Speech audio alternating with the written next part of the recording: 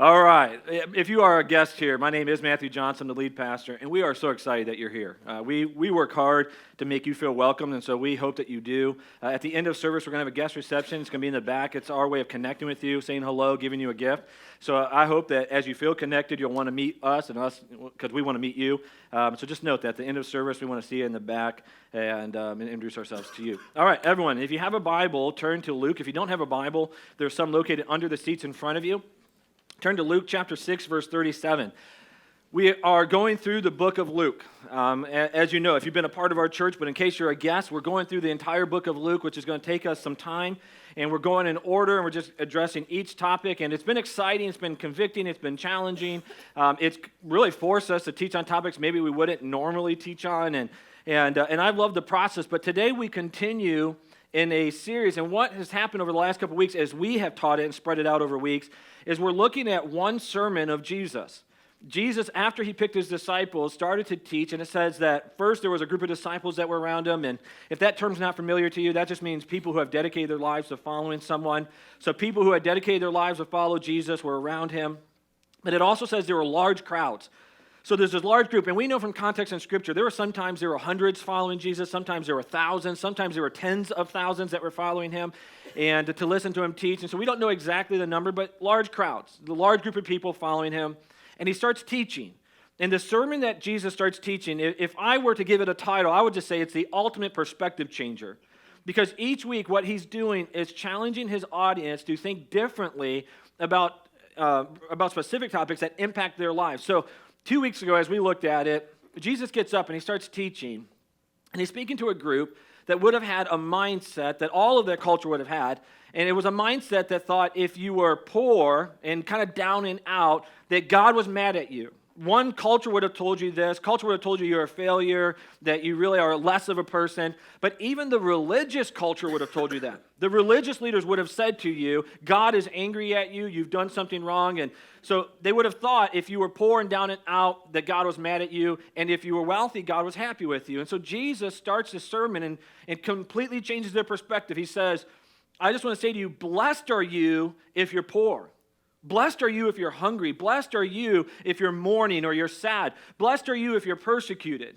And he starts to say this, and again, the audience would have been like, what? We've never heard this before. We have literally never heard someone say this to us before. And the reason that he would say that they're blessed is that if they were doing this as a result of following God, he was saying, just know God is happy with you. God is with you. It's okay to sacrifice on your time here on earth because God's going to reward you for later. But he says, blessed are you. And then he immediately flips it and says, but if you're rich, and if you're happy, and if you're full, and if everybody likes you, he says, whoa, whoa. And it's not a statement of condemnation. It's not even a statement of judgment. It's literally Jesus saying, whoa, stop, wait. Consider that possibly the way that you're living right now is not the best way to live. That if you're wealthy because you've chosen to invest all of your monies on earthly things, he says, I want you to know you don't take any of that with you. That's not going to satisfy you. And if you're full in your life right now because all of your desires are earthly desires and not heavenly desires, I want you to know eventually, he says, you're going to be hungry again. That those are going to let you down. He says, and if you're happy because you're meeting all those earthly desires, note that at one point you're going to realize this was a waste and you're going to be sad. And then he says, and if everyone likes you because you're compromising, then just know that that's not the best way to live. And so he's changing their perspective. And we looked at that 2 weeks ago. And then last week, he continues in a message that's just so difficult to hear. He says something that, again, I would say in that culture they'd never heard, and in our culture we never hear this. He says, here's what I want you to do. I want you to love your enemies. Now, can we all agree, apart from religious belief, apart from God, if someone comes and tells you to love your enemies, that makes no earthly sense, right? And so Jesus says, love your enemies. Do good to those who hate you. Bless those who curse you. I mean, as they hear that, people had them thinking, what? And he says, and if someone abuses you, I want you to pray for them. And then he goes on and gives these extreme examples. He says, if someone hits you on the cheek, turn your cheek and let them smack the other one. He says, if someone takes your outer garment, let them take your undergarment too. I mean, it's so ridiculous because, honestly, they would be walking around naked then. I mean, he's speaking in extremes, as we'll get to in a moment. And then he starts to give them a couple other examples. And so, again, what he's doing, though, in both of these messages is as he's talking to him, he's saying, I want you to realize there is a different perspective that you can embrace that's actually better for you. There's a perspective that you can embrace that is a better way to live. That initially, as we looked at 2 weeks ago, he was saying, investing what God has given you, your resources, in the purposes of God is better than investing it just in your own desires and in this earth. That's better. Last week he was saying it's better to actually start to love people that are against you because it's actually better for your heart. And what we see in these messages is a God who is intimately involved with his people and a God who wants to protect their hearts. And I want you to hear that today, that Jesus is not trying to restrict your life. He's not even trying to give you the path that's most difficult. He's trying to give you a path that will protect your heart. And so this week, as we continue in this gigantic perspective changer, understand the whole context of this is something deeper than what it looks like on the surface. The context is Jesus trying to protect your hearts and my hearts because he loves us. And so let's just dive right in. In Luke chapter 6, verse 37. We're going to read 37 and just the beginning part of 38. Jesus says, "Judge not, and you will not be judged. Condemn not, and you will not be condemned. Forgive, and you will be forgiven. Give, and it will be given to you." So Jesus starts this part of the teaching as he's continuing in this message. This is all one sermon of his. As he continues, he gives them two negative things to do in the sense of to stop doing, and two positives or things he wants them to do. And he says this, I want you to judge not, condemn not, but I also want you to forgive, and I want you to give. So as we've done over the last couple of weeks, we have to look at these words just so we have a proper understanding of what's being said here. So Jesus starts off by saying, judge not. And this term judge, in the Greek, in the language that it was actually spoken and written, as we look at it, the biblical idea of judging is very similar to what we have embraced in our culture because, honestly, this is what's influenced us. When someone says, you're not supposed to judge or judge not, they're very much, whether they recognize it or not, have that mindset because of what Jesus said right here. So it's a biblical understanding. But the word judge, if you're using it as a noun, is that person. It's an official position, typically a person who hears information, processes it, determines innocence or guilt or liability, and then sentence something. So that's in a noun. But what Jesus is talking here is more of a verb. And what he's saying is, he says it's this idea that when we not just form an opinion, but we form an opinion that has a consequence to it. See, in our lives, we always form opinions. That's not always judging, though. I can form an opinion whether I like, the paint on the walls or I don't like it, or I like this type of food or I don't. And that's not always judging something. That's just an opinion.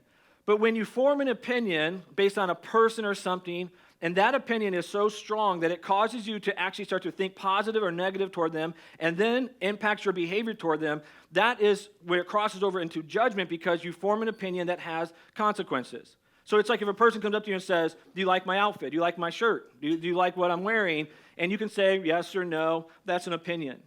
But if you were, well, let me clarify.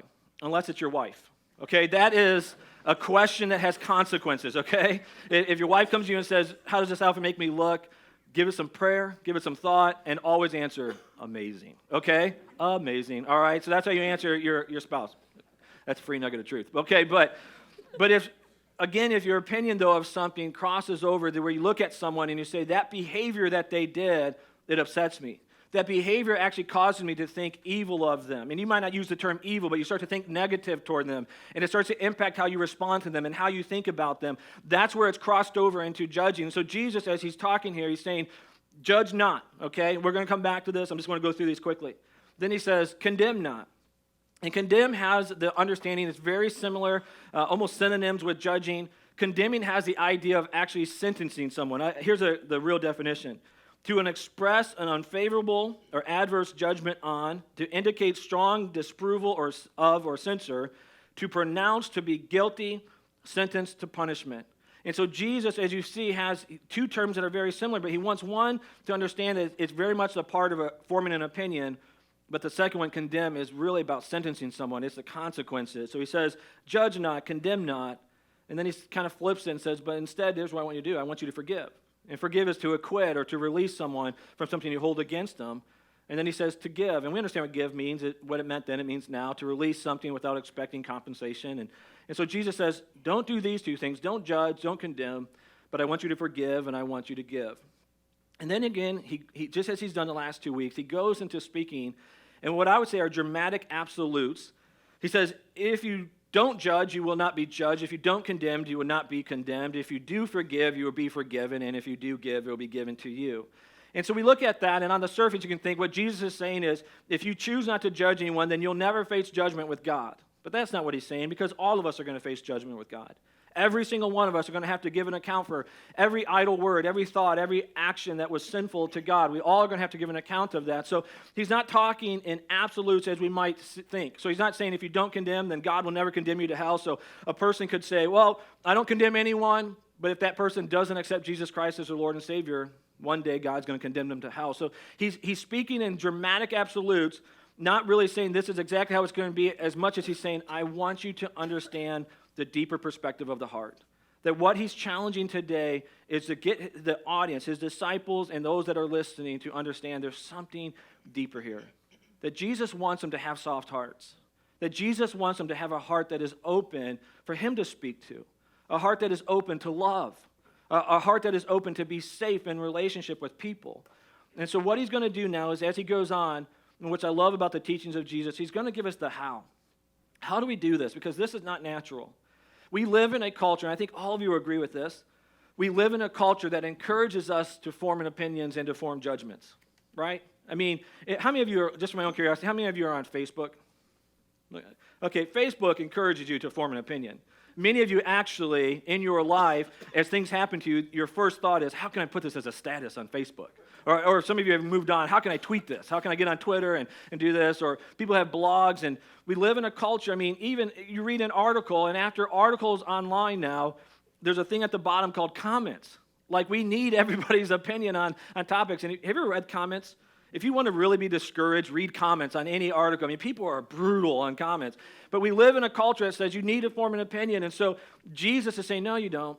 You don't have to form an opinion. You don't have to form a judgment. You don't have to condemn people. And he's going to show us how. And so today what I want to do is I'm going to give you 3 examples from this passage right here of how to do this. And then I'm going to end with the why. And I think today, sometimes I would flip that, but today I think it works better to understand the how and then the why. So let's look at verse 38b now. We saw the first half. Here's the second half. He says, so he tells them to give, and it'll be given to you. And he says, good measure, pressed down, shaken together, running over will be put into your lap. For with the measure you use, it will be measured back to you. So here's point 1 today of the how to not judge, how not to condemn, how to forgive, and how to give is the measure you use will be the measure you receive. And as he words it, pressed down, shaken together, running over, and it'll be put in your lap. It's the idea of, really, if you kind of have a mindset of it, you're going to the oh shoot, it just failed me, market. You're going to the market, and you bring a basket, and you're going to get something, and the person doesn't just kind of loosely put it in there, and then you get a little bit. This person puts stuff in your basket, and they shake it to make sure there's just no space left, and then they press stuff down, and then they put on top, so it's heaping, overflowing, and then they give that back to you. And what Jesus says is, I want you to understand, people are always going to give back to you generously of whatever you give to them. And remind me when I was studying this, my wife and I, every year we go to Michigan on vacation. Her parents, I'm from Michigan, if you don't know that, and so, man, they had a huge win yesterday. They beat Appalachian State. That's not a given. For you football fans, you understand that joke. Okay, so anyways, we go to Michigan every year, and Mary's parents have a place on Lake Michigan in a town called Pentwater. And inside, or in that town, it's a really beautiful place, and we go there every year for 2 reasons. One is it's beautiful, and 2, it's free. Okay, so free vacations are awesome. And so we go there, and there's an ice cream parlor in town. And this ice cream parlor is called House of Flavors, and was for a long time owned by the same guy. But this guy, I don't know if he was always this way or he just grew this way, but he started to get stingy. And it's this older guy, and so you'd go in there, and if you ordered like 2 scoops of ice cream, in his mind, the first scoop was that little bit you push down into the cone, okay? In my mind, that's just prep time, okay? That's a little bit of filler, you kind of push that in there. There should be 2 more on top of that, but he would push it in, and then he'd give you like 1. So if you ordered 2, you always felt like you got 1, and he'd give it to you, and he wasn't real friendly, and he was just kind of a gruff guy, and so it's kind of annoying when you went there. You kind of thought, well, I wish I could find another place, and when we looked for other places, but then he sold the business. And this new guy took over, and this new guy's incredible. Because the new guy, if you order 2 scoops, you get 3 scoops. If you order 3 scoops, you get 4 scoops. I mean, they really heap it on, and you just see them. They pound it on, and he's hired a bunch of high schoolers who are really friendly, which is like this weird breed of high schoolers, and they're all friendly, and they're all nice, and I can say that I'm not a youth pastor anymore, so if Joe said that, that'd be a problem for him. And so this year when we went back, as we're walking in line to get there, my son says to me, he goes, Dad, I really like the owner of this place. And I'm like, me too, you're so smart. And I said, why? And he goes, because he puts eyeballs on my ice cream. I had no context what he was talking about. I was like, he does what? I was like, we got to talk about this. But I guess he puts candy eyeballs. Why they make those, I have no idea. But candy eyeballs on this ice cream, and he gives it to him. And I thought, yes, I mean, just that he goes over and above, and they give you extra ice cream, and they put fun stuff on there, and everyone's friendly. And you go to a place like that, and you love it because they're going above and beyond being generous. And this is the imagery. It's overflowing. It's generous. But Jesus says, understand this principle. This is what's going to happen for whatever you give. But here's the context we sometimes miss. Whatever we give negatively or positively. If we choose to be a people who are constantly judging everyone around us, constantly condemning everyone around us, Jesus' response is, expect that in return. Expect that both from people and also from God, and I'll explain that more in a moment. But he says, this is what's going to happen. But if you choose to be a person who forgives and a person who gives, he says, that's how people will want to treat you, and that's how God will treat you. So as we think about our lives, I want to ask you, as I often do, I want to ask you some questions that I know will be convicting, but I want to ask you these questions to see if it will challenge you, to see as you think about your life if maybe this will give you a different perspective.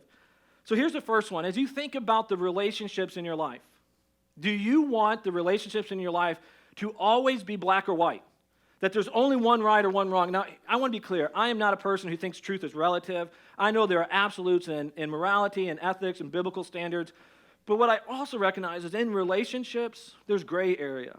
That when we get relationships, whether it be in marriage or dating or in friendships or in coworkers, you're meshing two personalities, two ways of doing everything. And do you want to always be in a culture that is either black or white? Let me give you a couple examples. Like, how do you squeeze the toothpaste? Now, some of you would think there's only one way to squeeze the toothpaste. It's from the bottom.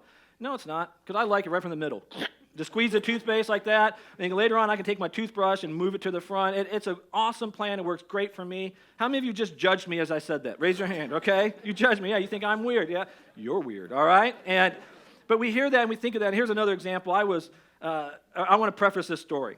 I love my mother-in-law, okay? Everyone clear? All right, last night when I said that, everyone laughed and they didn't believe me. I really do love my mother-in-law. But I was visiting her one time, Mary and I, and she was going to do some laundry. I said, hey, do you want me to fold it? The laundry with some towels, and she said, yeah, that'd be nice. And so I got the basket, and she's in the kitchen, and I'm over in this other kind of like dining room area, and I'm folding the stuff, and I'm folding the towels, and in my mind, just fold a towel however you want to fold a towel. There's no right or wrong way to fold a towel, and I would be absolutely wrong thinking that, okay? And so I'm folding this towel, and I look up, and I realize she's staring at me, and she's kind of just looking, and you know how when someone kind of has an inquisitive look on their face, and she's kind of doing like, and I fold a towel, and so I fold another one, and at this point, I realize the two that I just folded weren't even the same way to fold. Like, it's never the same with me, and put it together, and I look over, and I said, is this the right way to do it? And she goes, actually, it's not. And I'm like, there's a right way to do towels, and she comes over and shows me it, and she gets done, and it's like, it's thinner and tall. It's not even how Mary does it. Mary's her daughter, and I was like, okay, that's weird, and so I just folded them all that way, and then I did the washcloths, and you can only do it twice, and I'm like, is that right, and then put that there, But I realized, there's a right way or wrong way in her mind. That's how in her home, and she's in charge of this is how they fold it. But, there are ways that we can think that way in every area of our lives. But is that the environment that you always want to live in? Is that the environment you want to work in? Is that the environment you want every relationship, that there's only one way to do it and there's no middle ground, there's no gray area? Because what Jesus is saying here is as we start to form our opinions and our judgments of everything, understand, he says, people that are around you are going to give back to you the way that you respond to them. Let me go on for time's sake and ask some more questions. Do you want everything to be the letter of the law and nothing of the spirit of the law? Do you want everything to be so exact that there's just no wiggle room? Do you want the highest level of expectation in every relationship? And I think we should always be trying for betterment of our lives. We should always be trying to grow. But do you want the standard that's applied to you is the highest level in every single area of your life? So that if you ever reach anything below that, you're being judged. If you ever reach anything below that, you're being condemned. Is that what you desire? Do you want a scale that gradually grows? It's the mindset, they should know better because we've been friends or we've been in relationship. I'll tell you, when I do marriage counseling, I would say I've seen more marriages destroyed by this principle than any other. It's just the standard constantly grows. The expectations constantly grow. And what you might have had permissible 5 years ago, well, we've been married 5 years, doggone it, and now you ought to know that, and the standard keeps growing and growing and growing. Is that the environment you want to live where the expectations are constantly rising? Do you want the harshest penalty for every crime, for lack of a better term, every failure? Do you want the harshest penalty in that area? I mean, as I'm saying this, aren't we all going, no, we don't want that? Do you want every mistake exposed? I know I don't. I'm so thankful for my wife. I'll give you kind of a personal story on this. For me personally, I have two areas where it just brings out the absolute worst in me. One is when I'm hungry and tired, I'm just grumpy, okay? That's just a given, that's who I am. But the other brings out the absolute worst in me is when I'm packing a vehicle for vacation. I don't know why. It's just like that whole experience. Mary and I have had more disagreements and arguments on leading to vacation than any other time in our lives. And we don't go to church together in the sense I'm here. I know a lot of you argue on the way to church, which is typically church and vacation, but for us, that's just it. And so this past year, as we're getting ready for vacation, I have to pack the van, and I said, Mary, is this all of our luggage? And we had a bunch of bags by the door, and she said, yes, that's it. I said, are you sure? This is all of it? Yes. And I almost was tempted to say, will you touch everything that's going, just so I can see that's going in that van? And she says, that's it. And I said, okay, sure, all right. So I go through this whole process. You know what I'm talking about, where it's like a puzzle. You're putting stuff in and sideways and cramming stuff. And if you're a guy, you use your feet too, and you push it in. And then at the end of it, in a minivan, it's like you hold it, and then you just do like with a foot, and then you shut the door, and you're like, boom, nailed it. And you don't want to be the one to open it. You know what I'm talking about? And so I got it all in. I was like, done. All right. And then I look over, Mary goes, oh, yeah. And she comes out, and she has 4 more bags. 4, not even 1, 4 more bags. And I'm like, oh, I'm kind of frustrated. I'm like, I thought you said that was it, And so she brings the bags out, and I just do like what any good dad would do. I just open the door and just threw them over the back seat, like hoping they don't fall back on my kids as we're driving and get them all in there. But I was a little frustrated. And so we're driving, and I could tell it being short, and I was just frustrated. And there was a couple of times on vacation that I was working through some stuff, and I was stressed out, and I wasn't necessarily, I wouldn't say I was aggressive, because that's not typically my personality, but I was just distant, and I was a little frustrated.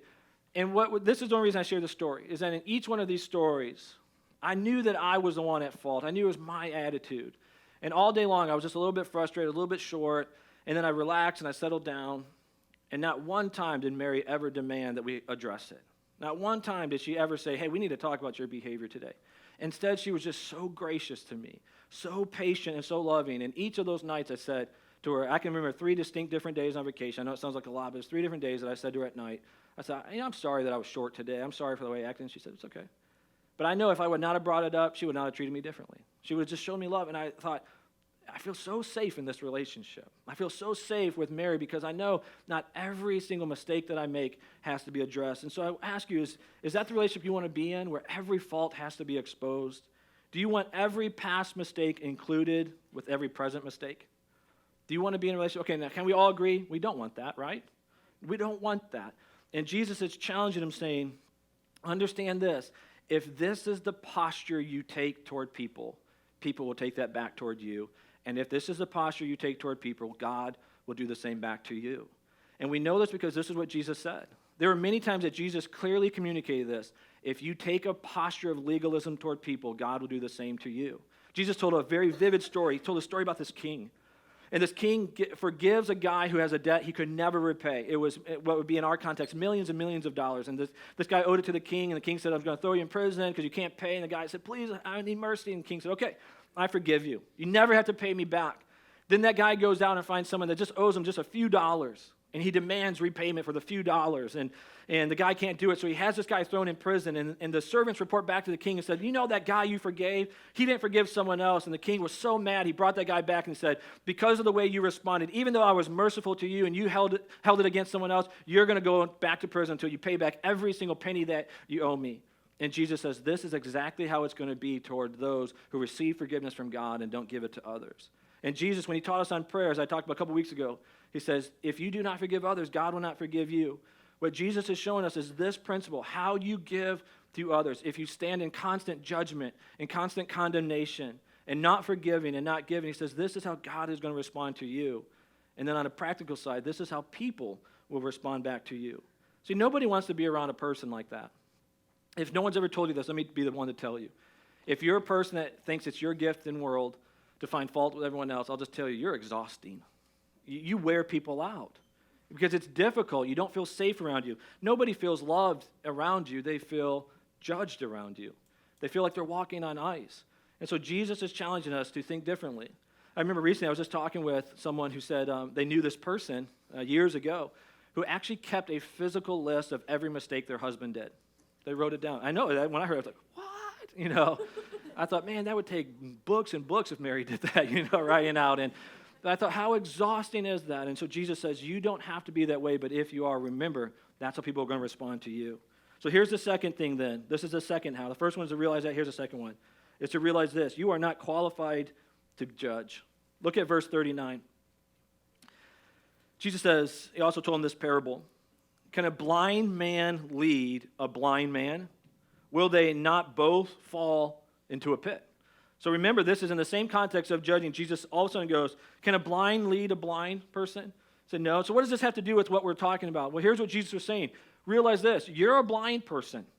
And what he means by that is you're not aware of all of your faults. Now, you're aware of some of your faults, hopefully. If you're here today and you don't think you have any faults, there's your big fault, okay? It's pride, all right?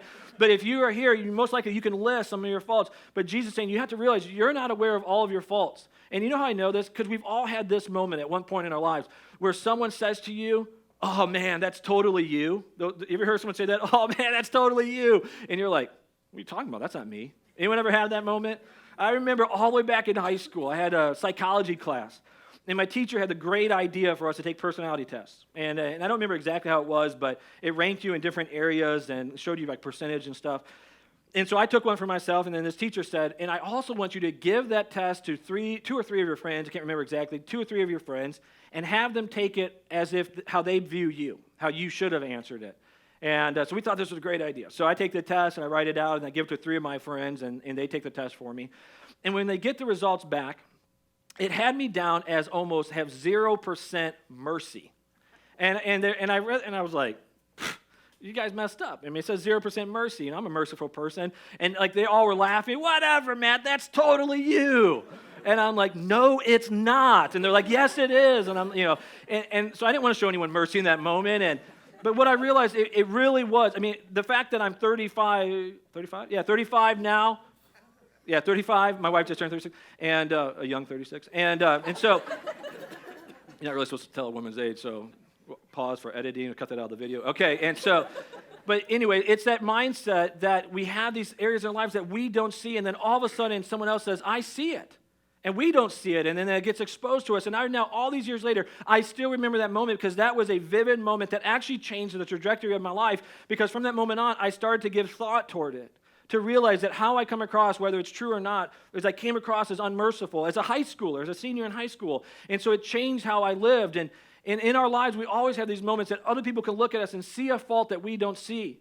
And so Jesus addressing that says, you have to understand that you are not completely capable to be a judge of people because there are blind spots in your life.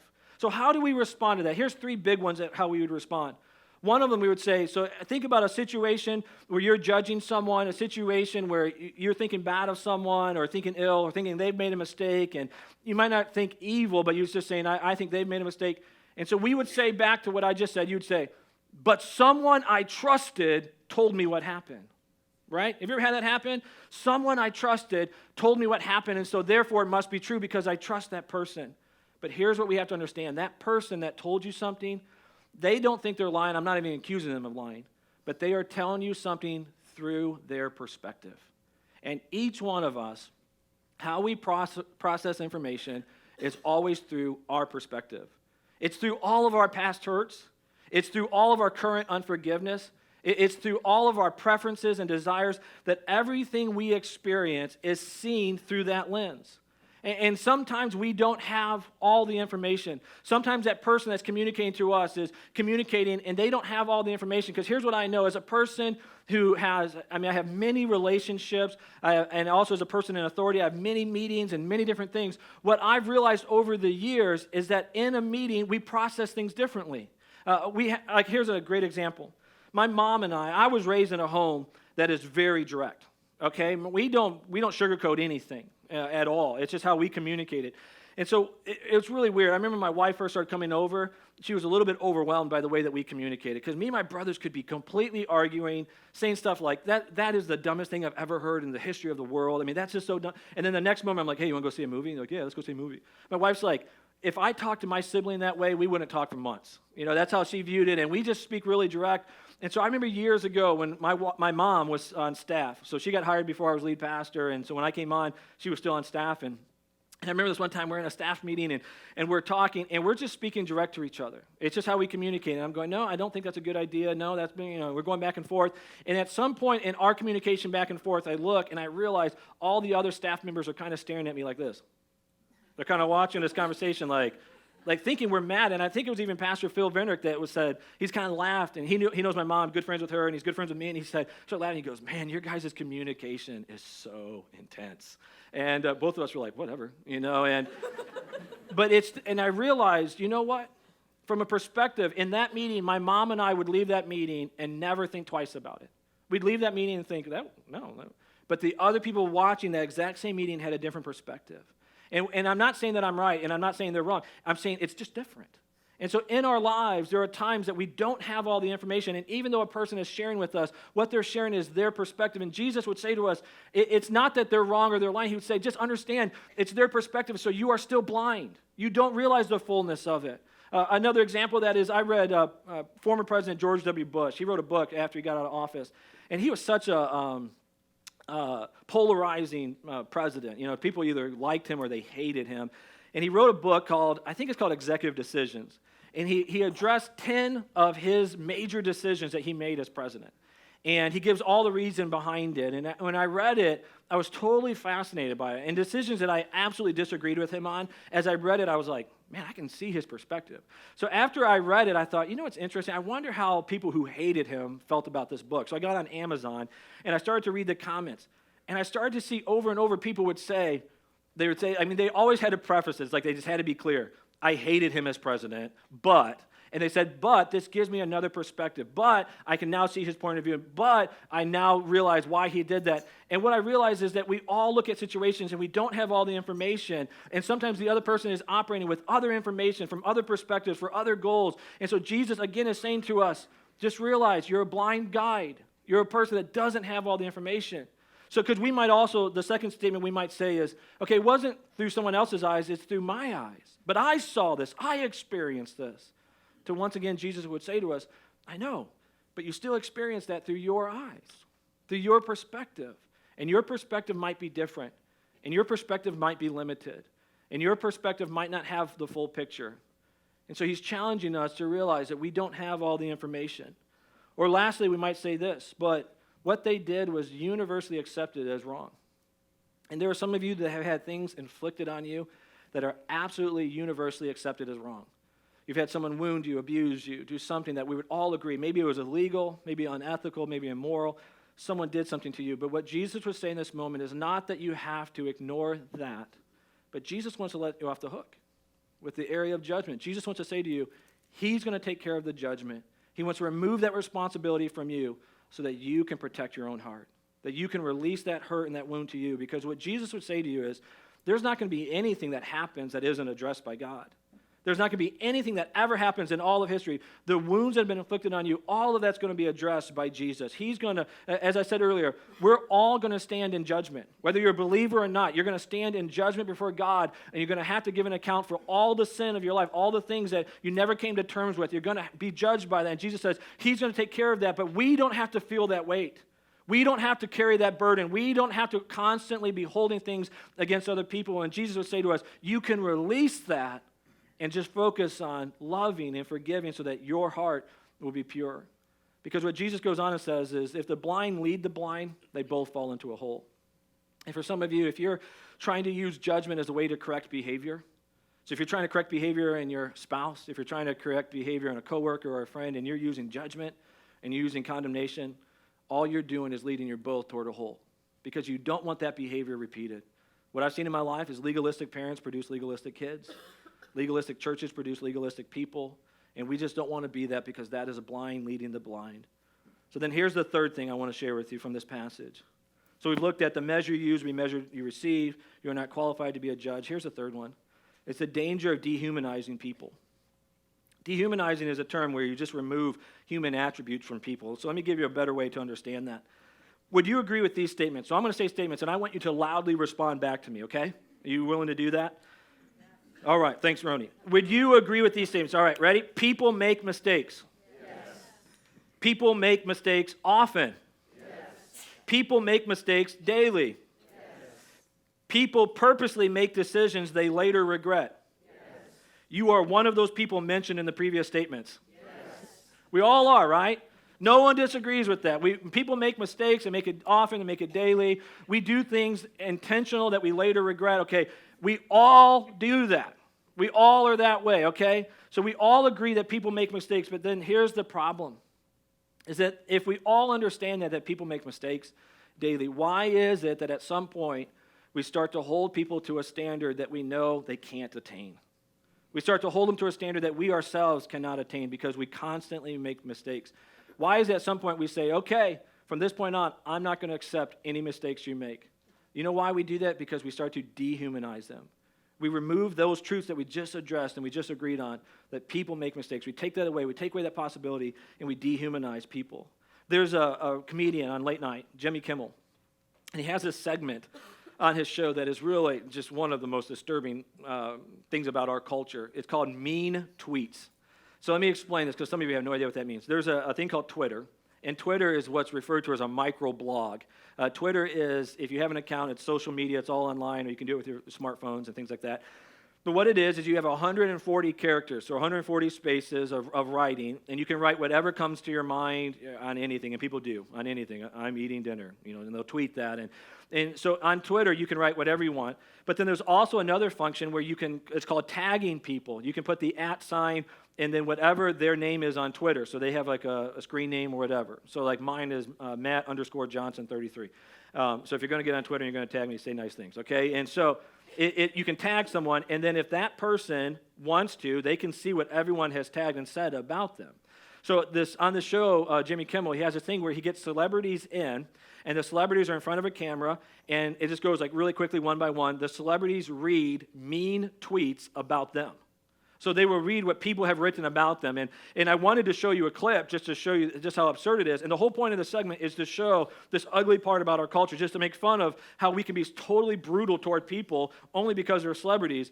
And so I was going to show you some clips, but they were too foul to do it. I couldn't show you any clips. And the only one that I could have shown you was Julia Roberts, who was a really good sport about it. All the celebrities are good sports.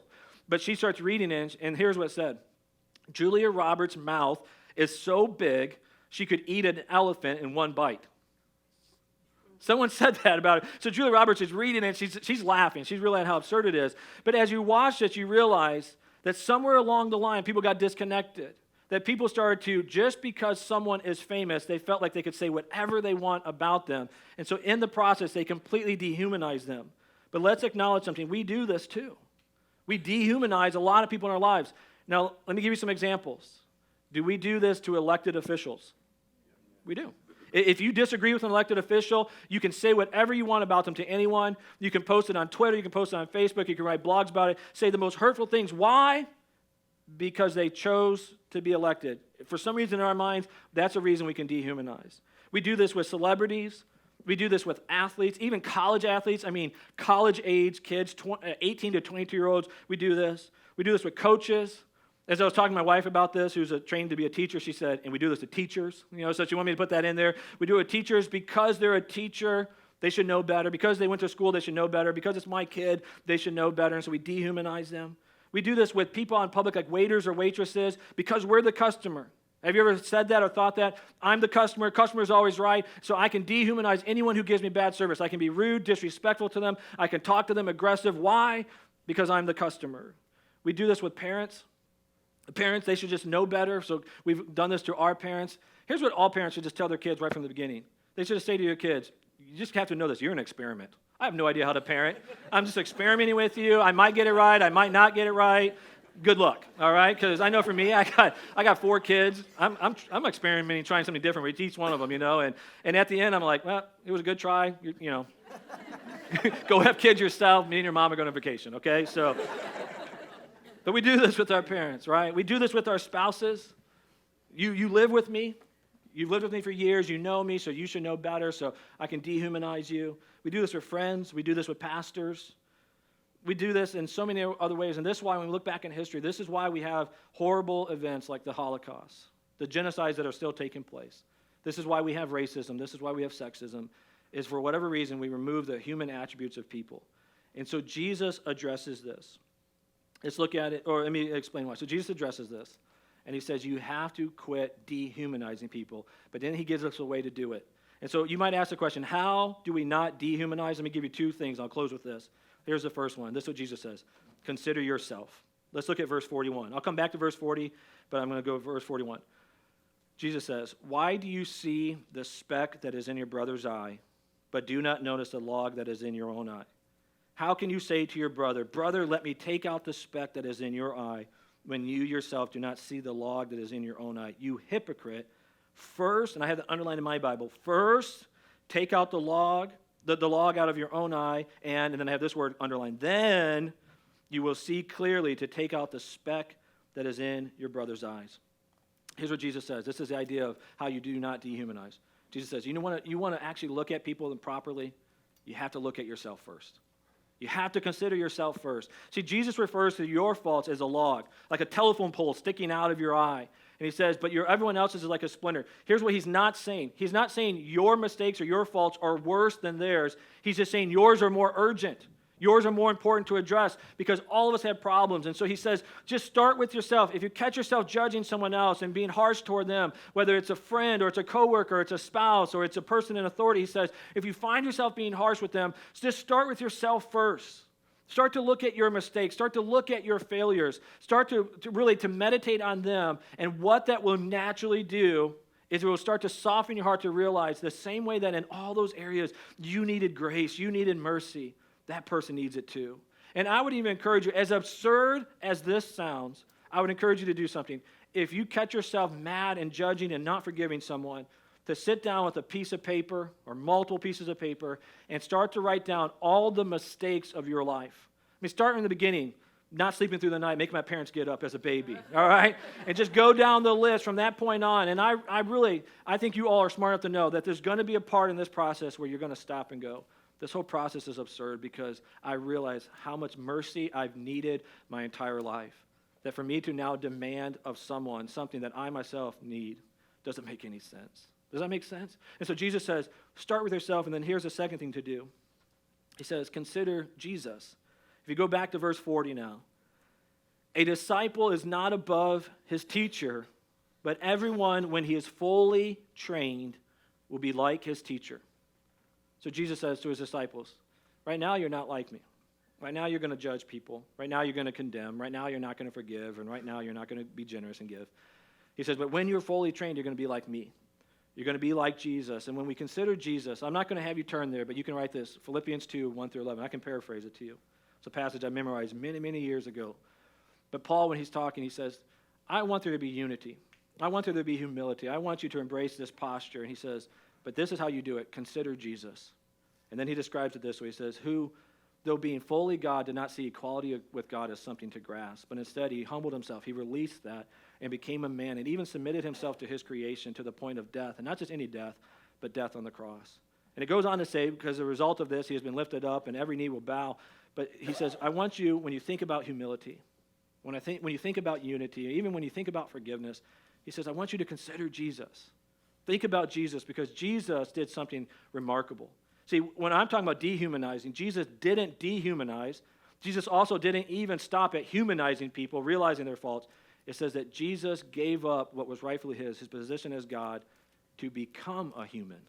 That he went even further. He said, I want to come and be just like his broken people, just like them so that he can be tempted in every single way like them. That Jesus faced every temptation we did. He faced all the same emotions that we go through.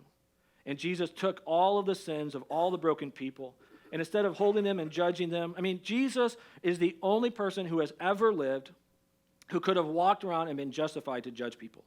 Jesus could have walked around, and even in this message right here, as Jesus is talking to his disciples and the huge crowds, he could have stopped and looked at every single person that was listening and said to them, this is what you've done wrong, this is what you've done wrong, this is what you've done wrong. He could have spent the whole day judging them, but instead he's teaching them about mercy. And this Jesus would eventually go to the cross and die for all of their faults, all of the evil that they have done against him. He would go to the cross and die for their sins. And so he says to them, consider me, consider Jesus. And when you consider what he did to become a man on their behalf, he says this has to compel you to show mercy to people, to give forgiveness, to not judge them, to not condemn them, but instead forgive and to give generously to them.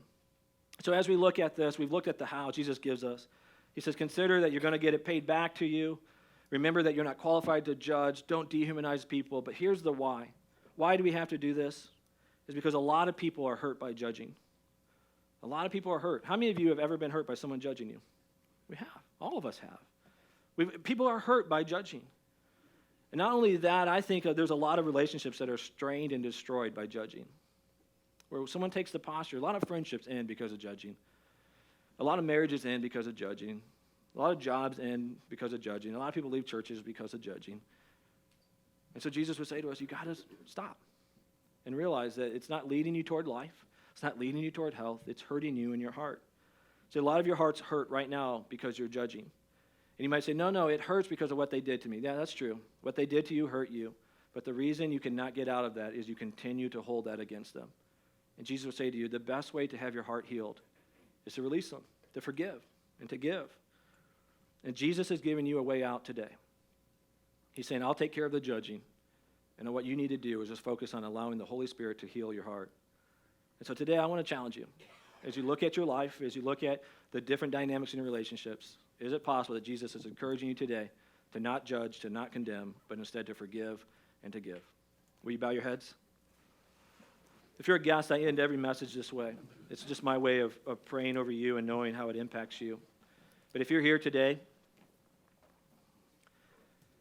and you have some tension in your life, some area, some relational tension that you know you're judging a person, you're condemning them, someone has hurt you, and you're holding on to it, and it's hard, and you want to release that person, but you know you just need God's help, will you do me a favor and just raise your hand so I can pray for you?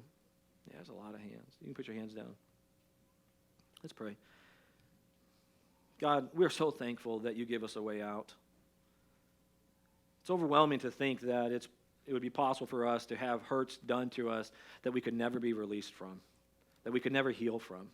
So we're thankful that you give us a way out, that your Holy Spirit comforts us and heals us and challenges us, and that there is a way that we can live without holding every hurt against every person. But Lord, like I've just said, we need your help. We need your supernatural help in this area. So Lord, I pray for every hand that was raised, I pray you give them wisdom, allowing them to see through your eyes how you see that situation. And I pray that your Holy Spirit will empower them to release it, to forgive, so that they can move on. God, I pray that through them releasing things, that relationships will be restored, relationships will be healed, that hearts will be healed. And God, we know you're going to do this, and so we thank you in advance. And Lord, we pray all this in your holy and your powerful name. Amen.